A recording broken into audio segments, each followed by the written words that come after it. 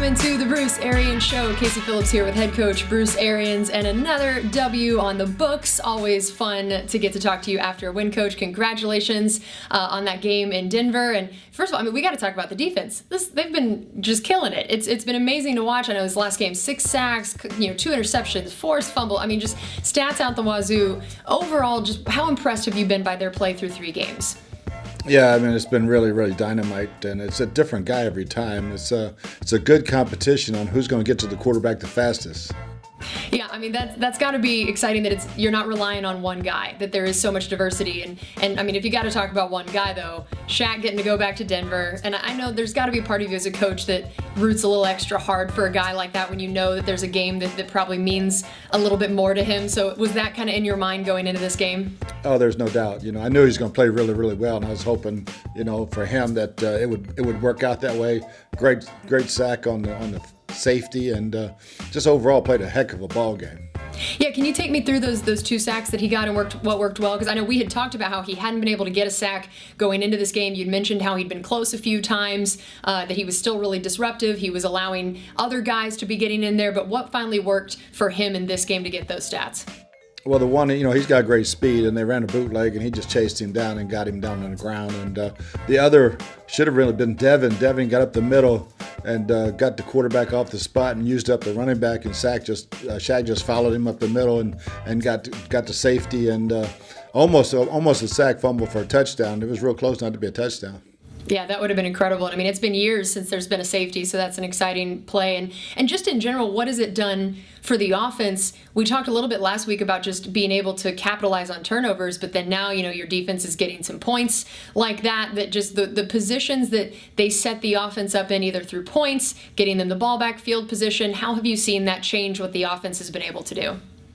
Yeah, it's been fantastic. We finally, we started out the game on the 14-yard line, I think, from the block punt from Pat O'Connor, and then we had a punt return in midfield. So our defense did a great job of maintaining them in their own end. So if we didn't make first downs, Bradley Pinion did a great job of pinning them back down, and it was a really good field position day for us. Yeah, and Pat O'Connor, I heard that he got the game ball or got one of the game balls after the game. And I mean, another thing besides the safety, it's been years since there's been a blocked punt. That is not a play you see very often. Take us through how impressive it was for him to not only block it, but then recover it and take it down there. Yeah, he just whipped his man and got back there, got a hand on it, did a great job of just reaching out, getting his hand on that ball, and then hustling down. And I thought he was going to score, and he scooped it up and got it down to the 14. And Vita got in there he had a big QB hit, got his first sack of the season. How has he been producing? I mean, this was the first game that he had some stats like that, but overall, what have you seen from him? And then what, again, erupted into some more noticeable, even getting a sack this last game? Yeah, he's been very, very close. He's been getting great push up the pocket. He took the center right back into the quarterback a couple of times, and quarterbacks feel that. And it might not be a sack on the stat sheet, but it's a disruptive play and makes a guy very inaccurate when he feels you coming, especially when it's Vita coming. Yeah, I think that would be something we'd all probably notice, having Vita heading towards us no matter how close he was. And Jordan Whitehead, a sack for him. We talked about him last game and an interception, and now he's getting a sack. And just talk a little bit about how impressive it is as a safety, what he's been doing in some of those numbers. Yeah, he's got great production right now. He's tackling really, really well. Got the interception last week, got a big sack this week. Just playing his position at a very high level. Very fast, very physical. And overall, it seems like the DB blitz has been working really well, and just all the different things that Bowles is bringing, all the different looks. I mean, that's something that we've heard a lot about him in years is just how many different looks and all the different things that his defense can bring without being overly complicated for the guys on it. How proud have you been of what they've been able to do, the creativity there, and then just overall the success of these blitzes coming from the DBs? Yeah, Todd's always had great success, and he loves to pressure the quarterback from a number of different ways. You never know if it's a safety, a corner, inside backer, outside backer, and we have so many interchangeable parts that can do so many different things. So it's a fun time to be Todd Bowles, because he can be very, very creative. And as someone like yourself who has more of the offensive background, explain from the offensive perspective what a defense like that does to you as you try to prepare for it. If you were facing, this Todd Bowles defense with this personnel, what would be the things that would be going through your mind in a week leading up to going against them? We go against them the whole training camp, so it's a very, very good teaching tool for our offensive system, because it's a system check. You better know your protections inside and out, when you're hot, when you're not. Backs finding those safeties that are coming off the edges, and it puts a lot of pressure on the quarterback. I saw Anthony Nelson was getting in there as well, like you talked about at the beginning. You had a lot of different guys getting time, and it's not just one guy producing. But what have you seen from Anthony Nelson that's given you some faith to put him in there for a few more snaps? Yeah, he had 27 snaps in this game. He caused the interception. He had great pressure on the quarterback and hit his arm, and we got that interception from Levante, and but that was Anthony all the way. He's improving and getting better and better. And Mike Edwards' first interception of his career. Can you take us through that play, and then the confidence you had of him coming in there once there was an injury and guys were getting kind of shuffled around a bit? Yeah, I talked to Mike last week. I said, your time's coming. You just better be ready. And he was more than ready. Antoine went down the nickel when Sean got injured, and Mike went into safety, and we really didn't miss a beat. Great one-handed interception. That Mike is a ball hawk, and he's tackling better. So, I feel very, very comfortable with him back there. And take us through that decision to put Winfield at the nickel instead, and just maybe even how impressive that is as a rookie on such a shortened offseason, that you have the kind of confidence in him to be playing multiple positions.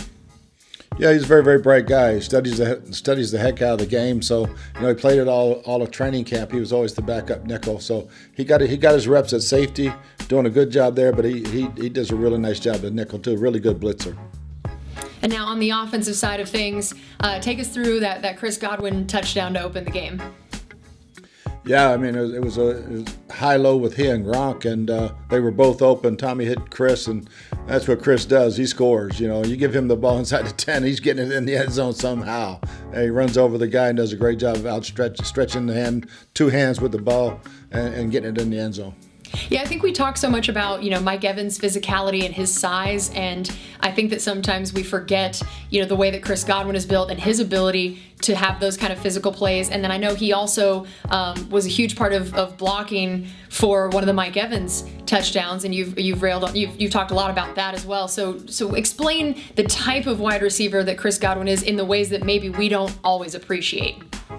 Well, everybody sees, he can run and he can make unbelievable catches. He had made that one low one-handed catch, got up off the ground and got a few more yards. But to me, Chris is probably the best blocking receiver in the league right now. He's up there with the guys I've had in the past, Hines Ward, even Larry Fitzgerald.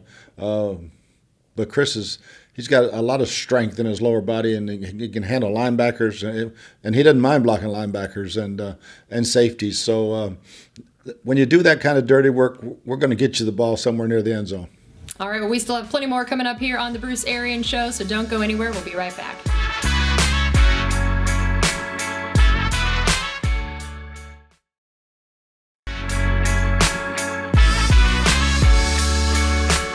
Welcome back into the Bruce Arians Show. Casey Phillips here with Bruce Arians. We are talking about that win in Denver. We had just started talking about the offensive performance right before the break and Chris Godwin's contributions. And now Mike Evans had probably my favorite stat line I've ever seen in terms of efficiency. 2 catches, 2 yards, and 2 touchdowns.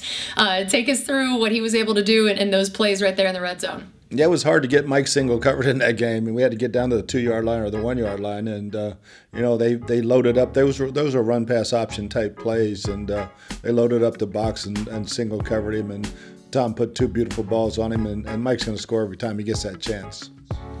And Gronk with 6 receptions, 48 yards. What worked for him this game? I know that there had even been a lot of discussion leading up to the game about, how much or how little the tight ends had been used, would be used. So I wanted to hear what about this game and these matchups led to him, being a little bit more involved in the passing part. Yeah, this was a team that was going to double cover Mike play a lot of split safeties and open the middle of the field. So both our tight ends did a heck of a job of getting open. Gronk did a good job running after the catch. I know Tom would like to have that one back in the corner because that was a great route by Gronk, and that was good to have been a touchdown, but just overthrew him a little bit. But yeah, I mean, that's the type of game our tight ends are going to get the ball. Yeah, and OJ, I mean, pretty incredible 33-yard catch where we were joking when we looked at the photos afterward that he basically caught the ball and caught the defender all at the same time. And, you know, as we've talked about the chemistry and the growth in that area between Brady and these different offensive weapons, how important was a play like that to see? I just feel like that was sort of all the elements of what you're kind of looking for in this offense of what OJ does and the chemistry with him and Brady. And, I mean, that was a tight window that ball got fit in. Yeah, I mean, Tom saw the defender's back turn, and we always say when a defender's back turn, one hand's open or the other, either downfield hand or the back shoulder. So he put a great ball in there, and OJ did a heck of a job of catching that ball. And you always like to get the receiving yards and not the penalty yards. So just a super job on the whole play. All right, well, we still have plenty more coming up here on the Bruce Arians Show. We're going to talk about that upcoming game against the Chargers at home. First game, there's going to be some fans in the stadium, so make sure you come back to hear about that. We'll be right back.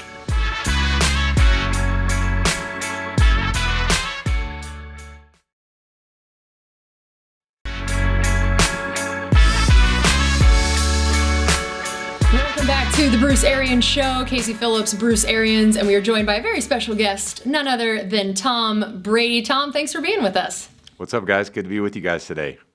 Okay, well, I mean, it is the Bruce Arians Show, so I got to start out by asking, you know, what your relationship is going to be like with Bruce Arians. What do you think of him as a coach? And it's not like you're being put on the spot with him listening here or anything. No, it's all good. We've, we gotten to know each other and really enjoyed the time. You know, it was a little different this off season, just not having a chance to really be together through the OTAs and the summer. But we got back for camp, and it's been great. And just getting to know each other and talk football and, get off to a decent start here has been a lot of fun. So hopefully we keep improving. I know we will. It's a lot of hardworking guys, and, it's a lot of work ahead. And Bruce, now that you've seen not only camp, but a few weeks of the regular season, how have you seen Tom influence things like practice or meeting rooms or individual players, maybe even in the way that you kind of try to as a coach? Yeah, I think it's totally different when Tom speaks than when I speak. And, sometimes players listen to other players way, way more than they'll listen to a coach. And Tom has a great rapport with all the guys. And, they listen when he speaks because he has a resume that says you better listen. You say it's a little different when each of you speaks. All right, Bruce, which one of you think uses more colorful language? I probably use more of it. He might use it louder.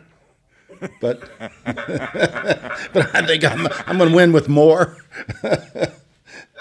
Quality and quantity here. That's kind of what we're hearing. Yeah, I like that. All right. Well, Tom, I know we've talked a lot about you trying to get the chemistry with the offense in the shortened off season. Now that there have been 3 games, we're kind of treating this like a State of the Union. Now, where are we at here through 3 weeks, and how you feel like you're feeling chemistry wise with your wide receivers and the offense overall?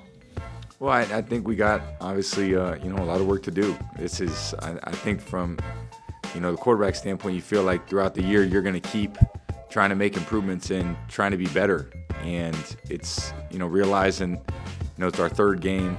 I think we're doing better things in practice and being more consistent and learning each other and, being able to anticipate, play with confidence, which leads to great execution. And I think we've had spurts of pretty good execution and other times where we've had a lot of self-inflicted errors. And if we can eliminate those self-inflicted errors, I think it provides us a great opportunity to win because offensively we can make a lot of dynamic plays. We just got to be able to do it on a consistent basis. So there's no magic formula to that. You got to put the concentration in practice. You got to understand what we're trying to accomplish on every play, and then you got to go out there and do it. And that's what the player's responsibility is to do. Yeah, in the segment right before this, Coach and I were talking about the tight ends, especially in this 3rd game, that, Gronk was 6 catches and about 48 yards, and then, of course, OJ with that incredible 33-yard catch in such a tight window. How excited were you to see, the way that the chemistry seemed to work so well in getting them involved in the offense this last game? Yeah, it's so important, and it's a great position for us. And there's a lot of guys who have played a lot of football and have played a lot of great football. And I think everybody's going to get different turns at each week. You can't be able, you can't force it to anybody. You can't predict, hey, this is the way things are going to go. This is how the game's going to go. Everyone's got to be available, and if you're on the roster, you got to be able to make the contributions. So whether it's through injury or whether it's through certain situations, when the guys get their opportunity, they got to be able to take advantage of it. And I think having those tight ends make those type of plays. There was another play I missed Gronk on where he was wide open in the end zone and I overthrew it. So those guys are going to keep being put in position to make plays. And when they make them, it's going to be huge for offense, because you add that to what the receiver group can do, what we're doing in the run game, and we got to make them. We got to make them defend everybody, and we got to make them defend everybody. As coach would say, every blade of grass, you got to make them defend. And Bruce, where would you say, I know you've talked about how you guys aren't quite where the offense is clicking on all cylinders yet. You knew it was kind of only a matter of time. How close do you feel like the offense is to being at peak level, and what maybe still would need to happen to get there? Well, health is one. Our receivers have been on and off. Mike missed those 8 or 9 practices before New Orleans, then Chris missed a week, and we'll see what Chris is this week. So it's hard on the quarterback when different guys are practicing to get that timing and that confidence that I know when he's going to break. So the ball's already in the air when it's a different guy a lot of times. It's not so much as the concepts as it is the individuals doing those concepts. So I think we're still in the crawling stages. We're getting better, but we have so much more to get, and I think we'll get there soon. And Tom, how important has the defense been for you guys and what you've been able to do in the offense? Coach and I were talking about in the first segment, all the sacks, all the turnovers, the good field position. Even special teams kind of getting in there with things like the blocked punt. What does that do for you when you see those things happening, and how excited does that get you to know what the other side of the ball is going to do? Well, it's been huge for us offensively as we're kind of learning each other, understanding that defense has a lot of good playmakers, getting us great field position. And, if we don't turn the ball over and put our defense in poor field position, it's going to be really hard for the other team to score points. So our defense has been playing great.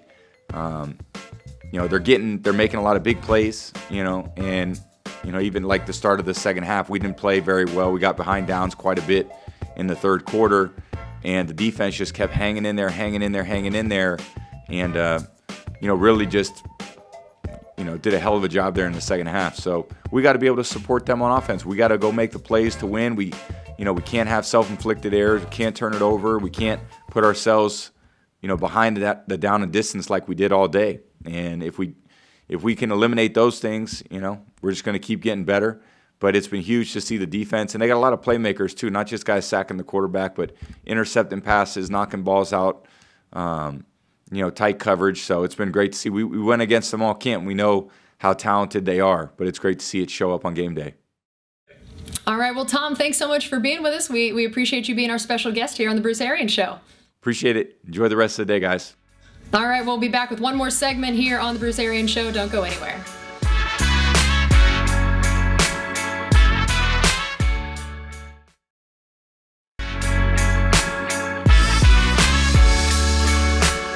To our final segment here of the Bruce Arians Show. Casey Phillips with Coach Arians. We want to get a little bit into this upcoming game against the Chargers. And, we talked last week about how with Denver, they had so many injuries and it was really affecting, how you were game planning, who you were game planning for. And now at the quarterback position, as the time we're shooting this, we don't really know exactly what's going on there, but both of them have been beat up a little bit. So let's just talk about both their quarterbacks, just in case, not knowing who's going to go in there.